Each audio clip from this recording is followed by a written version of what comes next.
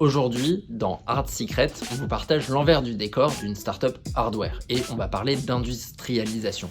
Le sujet le plus compliqué, le sujet sur lequel énormément de projets échouent et qui a été extrêmement compliqué pour nous aussi chez Haddock. On a fait le choix de produire en France, dans une usine du groupe Toshiba qui est basée à Dieppe. C'était un choix à la fois qui nous tenait à cœur parce qu'on souhaitait avoir un produit made in France, mais aussi un choix rationnel économiquement. On se rend compte que pour des produits à forte valeur ajoutée et dont les volumes ne sont pas ceux de la grande consommation, finalement ce qu'on économise sur la main d'œuvre et quelques coûts à l'autre bout de la planète, on peut le récupérer sur les coûts de transport, les coûts aussi d'aller-retour avec l'usine parce que de toute façon il en faut, et puis aussi sur tous les gains à travers la proximité, la facilité de travailler avec les équipes qui sont basées à Dieppe. Quand il y a un problème, c'est plus facile de faire 2 heures de train que 12 heures d'avion, surtout dans les dernières années.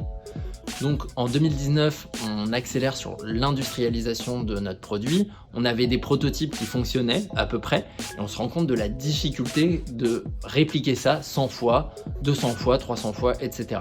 Chaque problème finalement que l'on rencontre une fois, on sait qu'on va le rencontrer des dizaines et des dizaines de fois si on passe à l'échelle.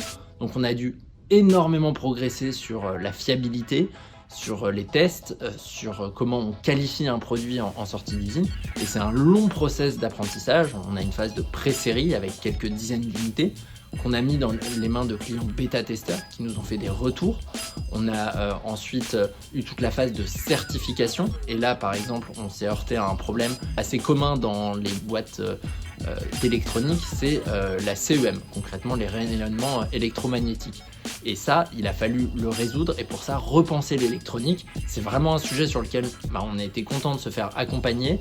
On a appris plein de choses et on a dû repenser une partie de toute l'électronique de notre produit. Cette industrialisation, on l'a terminée à peu près fin 2019 et donc on a accéléré sur la commercialisation début 2020 avec aussi les difficultés liées au Covid qui ont suivi et ça sera l'objet d'un épisode suivant. Merci et à très vite. Un produit qui fonctionne bien, le faire 100 fois. Et quand on le fait 100 fois, je recommence à zéro parce que j'ai essayé de poser ça, j'ai pas réussi.